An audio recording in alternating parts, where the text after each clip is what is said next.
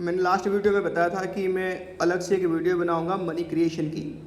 तो यहाँ पे देखो शुरू करते हैं मनी क्रिएशन, है ना। पहले बोल देना जय हो बैंकिंग बाबा की। पता है क्यों? क्योंकि बैंक देखो बड़ा जादू करता है यहाँ पे, पैसा कैसे क्रिएशन करता है। सुन के बड़ा मतलब जिसको नहीं पता सच में देखना कि जो बैंक है हम अपनी पैसा बैंक में डिपॉजिट करते हैं, है ना। अब बैंक उसको रखे रहता है, फिर हम जब मांगते हैं तो वापस बैंक हमको वो पैसा दे देता है वापस। तो ये बैंकिंग का क्या फ़ायदा हुआ? बहुत फ़ायदा हुआ, अरे बहुत फ़ायदा हुआ। वो यहाँ पे सिखाऊंगा कि बैंक कैसे करती है पैसा क्रिएट। देखो थर्डिंग देख लिया होगा सबने, थंबनेल में भी पढ़ लिया होगा। ये देखो मनी क्रिएशन और क्रेडिट क्रिएशन, यानी बैंक तुम जितना पैसा डालते हो, ये देखो अगर तुमने जाके बैंक में 1000 रुपये डाल दिया ना, बैंक उस पैसे को कितना कर देगा? 10,000 रुपये, है ना। कितना है ना, कितनी बड़ी बात। तुमने 10,000 रुपये डाला, बैंक ने कितना कमा लिया? एक्स्ट्रा 9,000 रुपये कमा लिया। तुमको 1 रुपये भी नहीं देता है वो बैंक। तो जानो कैसे कमाया करके, है ना। देखो तो बैंक उसके लिए क्या क्या टूल्स यूज़ करती है। टूल्स यूज़ करती है LRR, लीगल रिजर्व, इसको हम रेशियो भी बोलते हैं और रिक्वायरमेंट भी बोलते हैं, के मल्टीप्लायर, इनिशियल डिपॉजिट, और यहाँ पे उसकी मैकेनिज्म अलग सी बात है, मैं समझाता हूँ क्या है। अब इनिशियल डिपॉजिट मैंने अभी क्या बोला? मैंने अभी ये बोला कि अगर तुमने 1000 रुपये बैंक में जमा किया तो बैंक उससे पता नहीं कितना गुना बढ़ा देगा, और वो डिपेंड करता है किसके ऊपर? LRR के ऊपर, मैं भी समझाऊंगा। और 2 इंटू कितना हो जाएगा? 1000 इंटू के, 1000 इंटू के 1000 के हो जाएगा। ये पता नहीं कितना होगा, अभी कितना होगा ये किसके ऊपर डिपेंड करेगा? LRR के ऊपर। अभी करके दिखाता हूँ, ठीक है। कैसे? फॉर एग्जाम्पल यहाँ पे मैं छोटी सी प्रॉब्लम करता हूँ, फिर डिटेल में समझाऊंगा। फॉर एग्जाम्पल यहाँ पे ले लो LRR इक्वल टू 20%। कितनी है? 20%। तो क्या हो जाएगा? तो K का फॉर्मूला क्या है? K equal to 1/LRR। तो यानी 1/20%, 20/100, तो 100 को ऊपर लेके काट दो तो कितना आ जाएगा? 5 आएगा। कितना आ जाएगा? 5 आ जाएगा। तो K कितना निकल गया? 5। यानी इस केस में अगर तुम बैंक में जाके 1000 रुपये जमा कर दी तो बैंक कितना गुना बढ़ाएगा? 5 गुना बढ़ा देगा। K का बिल निकल गया 5, तो टोटल कितना पैसा हो जाएगी? 5000। यानी यहाँ पे एक्स्ट्रा कितना मनी आया? 1000 तुमने जमा किया, बैंक ने क्रिएशन कर दी 4000। तो इसको बोलते हैं हम बैंक मनी। क्या बोलते हैं इसको? Bank money. दोबारा बोलता हूँ, 1000 रुपये रहा इनिशियल डिपॉजिट, क्या हो गया? मल्टीप्लायर, टोटल क्रेडिट क्रिएशन कितना हो गया? 5000, बैंक मनी कितना हो गया? 4000। ठीक है, ऐसे बैंक करती है कैसे। अगर एक्चुअली इस प्रोसेस को डिटेल में समझनी है, नेक्स्ट पेज में चलो।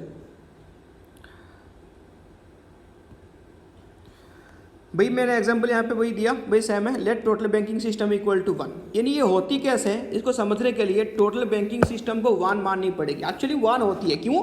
क्योंकि सबकी जो कैश रिजर्व किसके पास रहती है? रे RBI के पास रहती है। अगर ये पहले बार तुम वीडियो देख रहे होगे तो पिछले वाले वीडियो को पक्का देख लेना। तो किसके पास रहती है? RBI के पास। तो इसलिए हम टोटल बैंकिंग सिस्टम को 1 मानते हैं।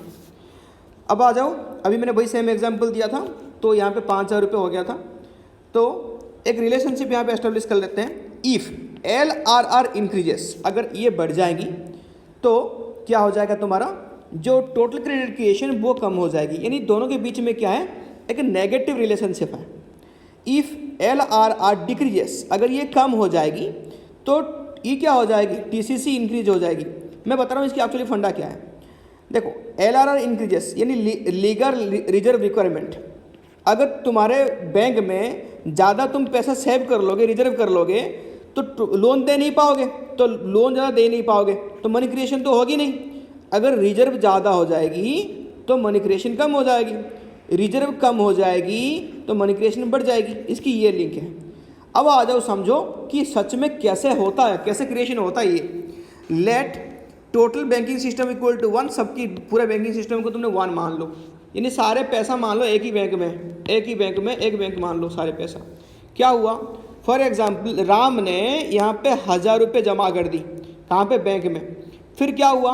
बैंक की जो LRR है, बैंक की जो रूल रेगुलेशन है, वो बोलता है कि बैंक जो रिजर्व रखेगा वो रखेगा अपने पास कितना? 20%। तो 1000 रुपये की 20% कितना हो गया? 200। और बाकी बैंक के पास 800 रुपये फालतू पड़ा है, तो वो क्या करेगा? किसी को लोन दे देगा, यानी किसी भी इंसान को लोन दे देगा जिसको लोन चाहिए। तो लोन दे दिया। फिर देखो याद रखना, बैंक वाले कभी किसको हाथ में कैश नहीं पकड़ाते। क्या करते हैं? जिस टाइम पे लोन देते हैं पैसा वहीं के वहीं बस उसके नाम पे एक लोन अकाउंट खोल लिया, उस अकाउंट में ये 800 रुपये रिफ्लेक्ट कर दिया, यानी उसको लगा कि अच्छा मेरे अकाउंट में कितना आ गया 800, मैंने लोन लिया, फिर वो निकाल के खर्चा करेगा। हमने भी क्या माना, टोटल बैंकिंग सिस्टम तो वहाँ नहीं है, पैसा एक्चुअली कहीं नहीं गया, बैंक के पास है, तो नहीं घूम फिर के कुछ भी पैसा ये कहीं पे भी खर्चा करेगा, वो किसके पास आएगा, बैंक के पास आएगा ना, है ना। यानी उसको कम से कम जमा कितना करना पड़ेगा, जितना लोन लिया, कितना लोन लिया वो 800, दोबारा ये बैंक को वापस करेगा, जमा करेगा। देखो बैंक के पास दोबारा जब वापस ये जमा करेगा 800, तो फिर बैंक के पास कितना हो गया 800 आ गई, तो बैंक उसमें से फिर 20% काट के रख लेगा। फिर सेम नेक्स्ट जो इसके पास कितना बच गया 80%, फिर किसको लोन दे देगा, यानी लोन देगा तो लोन कितना देगा, जितना इसको एक्स्ट्रा था 640, फिर वापस तो करेगा, तो बैंक पर दोबारा डिपॉजिट कितना बन गया 640 सेम। तो यहाँ पे क्या करेगा, फिर बैंक उसकी 80% रखेगा, 20 लोन दे देगा, फिर 20% अपने पास रख लेगा। ऐसे कब तक करेगा, याद रखना, ये बिल्कुल कॉन्सेप्ट नहीं बोलना, ये याद रखना, ऐसे कब तक होगा, जब तक टिल, यहाँ पे लिख देता हूँ, इसको नोट कर लेना, till LRR amount is equal to ID initial deposit. कब तक ऐसे करेगा, जब तक LRR का जो टोटल अमाउंट किससे इक्वल नहीं होता इनिशियल डिपॉजिट से, ये तब तक ऐसे होता रहेगा, ठीक है। मैक्सिमम वैल्यू कितना आएगा, कहाँ तक, यहाँ पे मैक्सिमम कितना आएगा, हमने निकाल के देखा, यहाँ पे मैक्सिमम 5000 आएगी, और ये इनिशियल डिपॉजिट 1000 रुपये, 5000 का 20% 1000 रुपये, और बाकी जो ये 4000 रुपये बच जाएगी वो बैंक मनी, क्या हो जाएगी वो बैंक मनी, ठीक है। ठीक है रे, ये था टोटल क्रेडिट क्रिएशन का प्रोसेस। यानी टोटल बैंकिंग सिस्टम को 1 मानेगा, बैंक जितने बार जिसको लोन देगा वो पैसा वो वापस करते रहेगा, यानी सेम अमाउंट से। तो बैंक के लिए डिपॉजिट बन गया, तो बैंक कितना क्रेडिट करने, लोन दे देके टोटल 5000 रुपये क्रेडिट कर लिया, ठीक है। ये सिस्टम याद रखना, दोबारा इसको देख लेना। नेक्स्ट में चलो,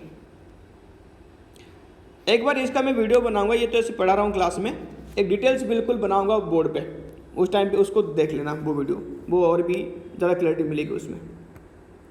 नेक्स्ट आ जाओ, सेंट्रल बैंक, क्या ये RBI central bank. It is an apex body that control, operate, regulate and direct the entire banking system. सबको ये कंट्रोल करता है। कब हुआ ये, 1 अप्रैल, इसकी जो एक्ट पास हुआ था 34 में, जस्ट एक साल बाद 1 अप्रैल 35 में ये एस्टेब्लिश हो गया। यानी उसमें पहले क्या था, पहले जो RBI था 1935 वाला, ये रेगुलेटर था, क्या था, रेगुलेटर। बाद में जैसे पॉलिसी चेंज हुआ, फाइनेंसिंग पॉलिसी चेंज हुआ, तो उसको क्या कर दिया गया 1969 में। जो बैंक था एक्चुअली 69 नहीं है, 69 में तो आया था, नेशनलाइज हुआ था, बट एक्चुअली जो ज़्यादा पावर इसके पास था RBI के पास, उसको हटा दिया गया 1991 में, याद रखना इसको, ठीक है। तो यहाँ पे देखो, बैंक क्या था तुम्हारा, बैंक था रेगुलेटर, अब क्या बन गया, फैसिलिटेटर बन गया, कौन, RBI। Functions of central bank, RBI का क्या क्या फंक्शन है सुनो। सोलो करेंसी अथॉरिटी, यानी याद रखना, जितने सारे कॉइन्स तुम्हारे इंडिया में है, जितनी कॉइन है, उसको इशू करता है मिनिस्ट्री ऑफ फाइनेंस, ठीक है। कौन इशू करता है, मिनिस्ट्री ऑफ फाइनेंस। बाकी जो पेपर करेंसी है उसको कौन इशू करता है, RBI। इसकी एडवांटेज क्या है, influence money supply with public and ensure public faith.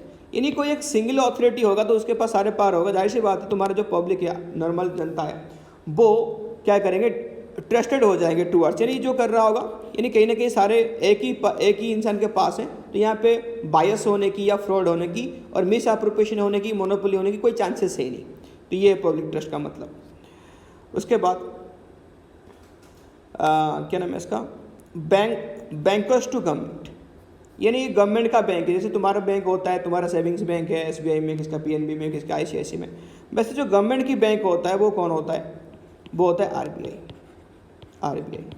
याद रखना, RBI से पहले मुझे एक क्वेश्चन कमेंट में देना आंसर, कि RBI से पहले कौन सी बैंक गवर्नमेंट की काम करता था। यानी RBI तो अभी आया 35 में, 35 से पहले कौन सी बैंक सेंट्रल बैंक के हिसाब से काम कर रहा था, ये कमेंट करना पक्का। उसके बाद हाँ, ये क्या करता है, गवर्नमेंट टू बैंक हो गया, accept receipt and make payment on behalf of government. जैसे हमारा बैंक करता है, ऐसे RBI गवर्नमेंट के लिए करता है। Maintain current account for keep all the government cash balance, government की कैश बैलेंस भी रखता है। थर्ड फंक्शन देखो, banks bankers bank and custodian, अभी मैंने बोला सारे जो कमर्शियल बैंक है उनकी जो कैश रिजर्व है पैसा वो किसके पास रहता है, आरबीआई के पास रिजर्व रहता है, तो इसलिए क्या बोला गया उसको, custodian. Lender of last resort, यानी गवर्नमेंट को अगर कहीं से लोन नहीं मिलती तो वो एट लास्ट कहाँ से लेती है, कौन सी बैंक से लेती है, गवर्नमेंट या कमर्शियल बैंक को अगर कहीं से लोन नहीं मिलती वो कौन इसको हेल्प करता है, आरबीआई करता है। क्लियरिंग हाउस, सारे चेक है, यानी मैंने बोला अभी कैश रिजर्व रेशियो, जो कैश रिजर्व है सब आरबीआई के पास ही रहती है। तो आरबीआई क्या करती है, इसलिए हम क्या करते हैं, तुमने देखा होगा कि जो तुमने पीएनबी का चेक लिया, लेकिन एसबीआई में डाल दिया, तो वो चेक कैसे, जो तुम्हारा चेक है पीएनबी का उस पैसे से कट के एसबीआई वाले अकाउंट में आ गया, ऐसे कैसे हो सकता है, क्योंकि सबकी मालिक यहाँ पे कौन है, एक है, कौन है वो, आरबीआई। यानी सबकी जो कैश रिजर्व है वो किसके पास रहता है, आरबीआई के पास। इसलिए क्या होता है, चेक किसी भी बैंक से हो सकता है क्लियर, इसलिए इसको क्या बोल दिया गया, क्लियरिंग हाउस। ठीक है, नेक्स्ट में चलो, अब आ जाओ मनी सप्लाई को। अभी हमने क्या बोला कि सोलो करेंसी अथॉरिटी कौन है, आरबीआई है। तो मनी सप्लाई को, जो क्रेडिट क्रिएशन को कंट्रोल कैसे करता है आरबीआई, है ना। कंट्रोल करने की अभी पहले सुन लो कि जरूरत क्यों पड़ेगा। इकोनॉमी हमेशा तो बैलेंस होकर रहेगा नहीं, डिसबैलेंस भी होगा, आइदर क्या होगा, इन्फ्लेशन होगी और क्या होगी, डिफ्लेशन होगी, दोनों में से कोई सा होगा। इन्फ्लेशन को हम क्या बोलते हैं, एग्रीगेट डिमांड पर ज़्यादा होगी किससे, एग्रीगेट सप्लाई से। डिफ्लेशन को हम क्या बोलते हैं, जो एग्रीगेट डिमांड है वो कम होगी किससे, एग्रीगेट सप्लाई से। ये है सिचुएशन हमारा। तो इस कंडीशन में क्या करेगा आरबीआई, यहाँ पे कंट्रोल करेगा मनी सप्लाई को, यानी डिमांड वही सेम क्या है, यहाँ पे देखो डिमांड बढ़ गई, जाहिर सी बात है लोगों के पास पैसा है तो डिमांड कर रहे हैं, तो आरबीआई हर मोटिव चाहे लोग जो है नॉर्मल पब्लिक है वो पैसा खर्चा ना करें, तो इसलिए ये क्या करेगा, ये सब अपनी कंट्रोल लेकर आया। जो आरबीआई पॉलिसी अपनाती है उसका हम बोलते हैं मॉनेटरी पॉलिसी। क्या बोलते हैं इसको, मॉनेटरी पॉलिसी। और एक पॉलिसी है गवर्नमेंट अपनाता है, उसको तुम कमेंट करके बोल सकते हो कि गवर्नमेंट की पॉलिसी क्या होती है, to control inflation and deflation. और आरबीआई की पॉलिसी मैंने बता दिया कि मॉनेटरी पॉलिसी इसके अंदर आता है। देखो पहले रेपो रेट, पहले इसके पास क्या टूल्स हैं, क्या अपनाएगा, रेपो रेट। रेपो रेट क्या है, रीपर्चेसिंग रेट, यानी क्या है, देखो एक बार, rate at which central bank of a country lends to commercial bank to meet its short term needs. यानी ये वो इंटरेस्ट रेट है जिस रेट में सेंट्रल बैंक कमर्शियल बैंक को क्या करती है, लोन देती है। ठीक है, अब देखो सिचुएशन हमारे पास क्या है, इन्फ्लेशन है। अगर इन्फ्लेशन है तो यानी डिमांड ज़्यादा, लोगों की जेब में पैसा ज़्यादा है, तो क्या करेगा आरबीआई, क्या करेगा, रेपो रेट को बढ़ा देगा, ताकि जो कमर्शियल बैंक है वो आरबीआई से लोन लेंगे तो हाई रेट पे लेंगे, नहीं तो एक बार को लोन नहीं भी लेंगे। तो आरबीआई लोन नहीं लेगा, कमर्शियल बैंक लोन नहीं लेगा, तो क्या हो जाएगी, मार्केट में मनी सप्लाई नहीं कर पाएगी, तो क्या हो जाएगी, डिक्रीज इन मनी सप्लाई, क्योंकि लोन देगा नहीं। फिर क्या हो जाएगी, लोगों के पास पैसे नहीं पहुंचा तो लोग डिमांड भी नहीं करेंगे, तो इन्फ्लेशन होगी कंट्रोल। उल्टा पड़ो यहाँ पे सिचुएशन, डिफ्लेशन है, तो गवर्नमेंट क्या चाहिए, लोगों के पास पैसा जाए ताकि वो डिमांड करें, तो इन्फ्लेशन। तो यहाँ पे क्या हो जाएगी, डिक्रीज इन रेपो रेट, तो इंटरेस्ट रेट को कम कर दिया तो इजीली लोगों को लोन मिल गया, तो इंक्रीज इन मनी सप्लाई, तो लोग पैसा आ गया तो डिमांड करेंगे, तो डिफ्लेशन भी होगी कंट्रोल। नेक्स्ट लिखो bank rate, the rate at विच, भैया जो रेपो रेट था वो शॉर्ट टर्म के लिए था, जो बैंक रेट है वो लॉन्ग टर्म के लिए है। ठीक है, तो वो क्या क्या होगा यहाँ पे देखो, सेम इन्फ्लेशन के टाइम पे क्या होगा, बस रेट बढ़ जाएगी, डिफ्लेशन के टाइम पे क्या हो जाएगा, रेट कम हो जाएगी, बाकी सब सेम है। ठीक है, बढ़िया से नोट कर लेना इसको। रिवर्स रेपो रेट, ये क्या होती है, the rate at which commercial bank deposit surplus fund with RBI, यानी जो कमर्शियल बैंक अपने सरप्लस फंड जब आरबीआई में क्या करता है, डिपोजिट करता है, आरबीआई उसके बदले इंटरेस्ट देता है, क्या करेगा, इंटरेस्ट देगा। सिचुएशन देखो इन्फ्लेशन, उसी रेट को रिवर्स रेपो रेट बोलते हैं, शॉर्ट टर्म के लिए याद रखना, ये भी शॉर्ट टर्म के लिए। Inflation, increase reverse repo rate, ये क्या करेगा, बढ़ा देगा, ताकि जो कमर्शियल बैंक है वो पब्लिक को लोन ना दे, क्योंकि आरबीआई के पास ज़्यादा इंटरेस्ट मिल रही है, तो पैसा किससे जमा करेगा, आरबीआई के पास, खत्म। फिर लोगों को पैसा नहीं मिला, लोगों ने लोन नहीं ले पाया, परचेसिंग पावर उनकी कम हो गई, तो इन्फ्लेशन हो गई कंट्रोल, सामान नहीं खरीद पाए। उल्टा कर दो, सिचुएशन हो गया उल्टा, तो आरबीआई ने अपने इंटरेस्ट कम कर देगा, तो मैं इंटरेस्ट इतना दूंगा नहीं, तो तू नॉर्मल पब्लिक को दे, बस फिर पब्लिक के पास पैसा जाएगी, उनकी परचेसिंग पावर बढ़ जाएगी, डिमांड करेंगे तो डिफ्लेशन होगी control. OMO, open market operation, refers to buying and selling of government securities, policy नहीं, यहाँ पे सिक्योरिटीज़ है, पॉलिसी नहीं यहाँ पे सिक्योरिटीज़ है, थोड़ा सा मिस्टेक है देख लो ना। सिक्योरिटीज़ है, शेयर बॉन्ड वगैरह, इसे government securities by the central bank to public and commercial bank. यानी ये क्या करता है, ये गवर्नमेंट की, देखो बहुत ये हो गया, जो लोग लोन लेके खर्चा करने वाले थे वो तो तुम्हारा कौन सी रेपो रेट में, बैंक रेट में, वो हो गया उनका खर्चा बंद। बट जिनके पास ऑलरेडी सेविंग्स है तो उनको कैसे बंद करेगा, ये क्या नाम है इसका तुम्हारा, सेंट्रल बैंक। तो एक नया पॉलिसी गवर्नमेंट ने निकाला कि यहाँ पे कुछ गवर्नमेंट बॉन्ड्स या डिवेंचर्स या कुछ भी शेयर्स, गवर्नमेंट अपनी स्कीम निकाला और मार्केट में इसको बेच दिया इन्फ्लेशन के टाइम पे।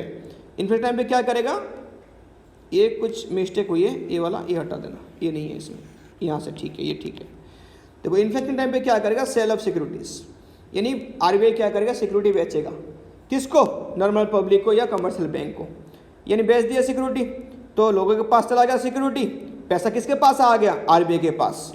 तो लोगों ने क्या करें, लोगों के पास पैसा है नहीं तो परचेज कहाँ से करेंगे, तो डिमांड कंट्रोल होगी।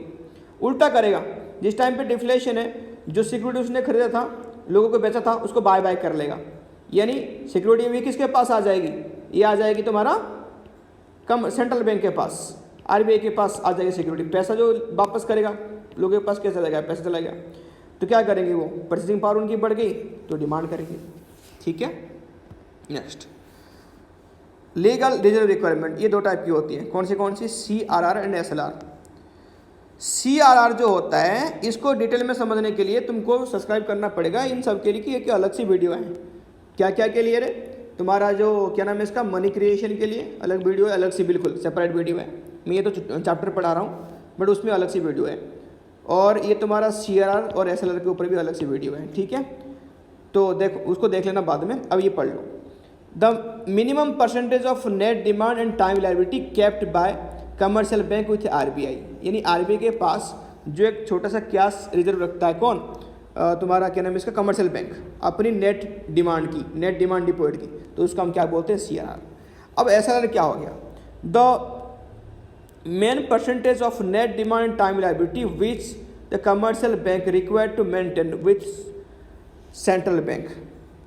SLR ये थोड़ा सा गलत लिखा है इसमें, ये the minimum percentage of net demand time liability with the commercial bank required to maintain with, ये काटो, ये नहीं है, टाइपिंग में मिस्टेक हुई है, ये रिक्वायर्ड टू मीट, ये लिखना है यहाँ पे केप्ट विथ देमसेल्व्स। यानी मैं अभी थोड़ा सा क्लियर करता हूँ, सुनो। जो minimum percentage commercial bank RBI के साथ रखता है उसको बोलते हैं हम CRR। जो मिनिमम परसेंटेज कमर्शियल बैंक खुद के साथ रखता है, केप्ट विथ देमसेल्व्स, खुद के साथ रखता है, उसका हम बोलते हैं SLR। इसको क्लियर करना, ठीक है। थोड़ा सा प्रिंट टाइपिंग में मिस्टेक हुई है तो देख लेना, याद रखना, बार बार बोल रहा हूँ। जो खुद के साथ रखेगा वो होगा SLR, और जो किसके साथ रखेगा, आरबीआई के साथ, उसको क्या बोलेंगे, CRR। तो क्या करेगा, सेम सिचुएशन, सेम कंडीशन है, उसको देख के उतार देना, सेम कंडीशन है। अब लिखो मार्जिन रिक्वायरमेंट, ये क्या है, difference between loan and its market value. Loan नहीं, लेंट अमाउंट, लेंट अमाउंट। यानी यहाँ पे सुन लो, जिस टाइम ये आया कहाँ से, एक्चुअली इसकी जो ओरिजिन है वो है OMO से, यानी ओपन मार्केट ऑपरेशन से। कहाँ से, ये ओपन मार्केट ऑपरेशन से। ओपन मार्केट ऑपरेशन में क्या क्या था, आरबीआई ने सिक्योरिटी इशू किया था, भाई अभी सिक्योरिटी ले लो, मुझे 80 रुपये दे दो, जिस टाइम पे मैं चुकाऊंगा ये चुकाऊंगा 100 रुपये में, ठीक है। यानी कितने की गैप था यहाँ पे, 20 रुपये की गैप था। यानी नॉर्मल लोग क्या सोचेंगे, अच्छा 80 रुपये दे के 100 रुपये मिल रहा है मुझे, तो ठीक है, 20 रुपये की प्रॉफिट हो रहा है, 20% की, तो मैं इसको खरीद लेता हूँ। बट यहाँ पे क्या होगा, इसकी जो गैप है इसको हम क्या बोलते हैं, MR बोलते हैं, डिफरेंस बिटवीन ये वैल्यू एंड ये वैल्यू। देखो जिस टाइम पे क्या होगा, सिचुएशन इन्फ्लेशन होगा, तो गवर्नमेंट नहीं चाहेगा कि लोगों के पास पैसा जाए करके, तो वो क्या करेगा, इस गैप को बढ़ा देगा। यानी ये जो 100 रुपये ये तो फिक्स रहेगा, बढ़ाएगा मतलब क्या हुआ, जो 80 था वो आ जाएगा 70 में मान लो, तो गैप कितने की होगी, 30 की होगी अभी, ये फिक्स रहेगा, ठीक है। तो यहाँ पे कोई इंसान अगर जाएगा पैसा लेने के लिए, गवर्नमेंट क्या बोलेगा, नहीं 80 रुपये तूने दिया था, बट इसकी आज की डेट में जो मार्केट वैल्यू है वो कितनी है, 70 रुपये, ले अब लाओगे पैसा, क्योंकि तुम लाओगे तो 10 रुपये का लॉस हो जाएगी, तो नहीं, जब बढ़ेगा तब ले लोगे, तो नहीं लाओगे, तो इसलिए क्या करेगा, ये मार्जिन को करेगा इंक्रीज। अब सुनना, सेम टाइम पे अगर डिफ्लेशन हुआ तो गवर्नमेंट क्या करेगा, 100 रुपये तुमने देना था तो उसको तुमने 80 रुपये दिए थे, तो यहाँ पे 20 की गैप था तो इसको कर देगा डिक्रीज, यानी यहाँ पे कर दिया 10 रुपये, तुमको कितने मिलेगा 90 रुपये के करीब मिल जाएगी। तो जिसको ज़रूरत है वो पैसा ले सकता है ना। तो इसको क्या डिक्रीज कहाँ पे कर देगा, डिफ्लेशन के टाइम पे, और इंक्रीज करेगा इन्फ्लेशन के टाइम पे। समझ में आ गया होगा। Next moral situation. Moral situation ये क्या है, ये कॉम्बिनेशन ऑफ क्या नाम है इसका, प्रेशर परसुएशन बाय आरबीआई, यानी यहाँ पे कोई एक्शन नहीं लेगा, ये बस स्पीच दे के, कैंपेन करके या लेटर के थ्रू ये आरबीआई हिंट देगी कमर्शियल बैंक को कि किसको, अभी अब मान लो इन्फ्लेशन है तो लोगों को डिमोटिवेट करेगा कि लोन मत लो, मान लो डिफ्लेशन है तो लोगों को मोटिवेट करेगा लोन ले लो, ये काम करेगा मोरल सिचुएशन में। यानी कुछ करेगा नहीं, बस यहाँ पे कुछ एक्शन दिखाएगा बस। Selective credit control, RBI give direction to give और not to give credit for certain purpose to particular sector. किसी भी सेक्टर को यहाँ पे ये क्या करेगा, लोन देना है कि नहीं देना है, किसको रेस्ट्रिक्ट करनी है, किसी को लिमिटेड करनी है, नहीं इसको लोन नहीं देनी है, और किसी को लोन देनी है, ये कुछ कंट्रोल मेजर कौन लेगा यहाँ पे, आरबीआई। किसको देगा ये मेजरमेंट गाइडलाइन, ये कमर्शियल बैंक को देगा। ठीक है, ये देखो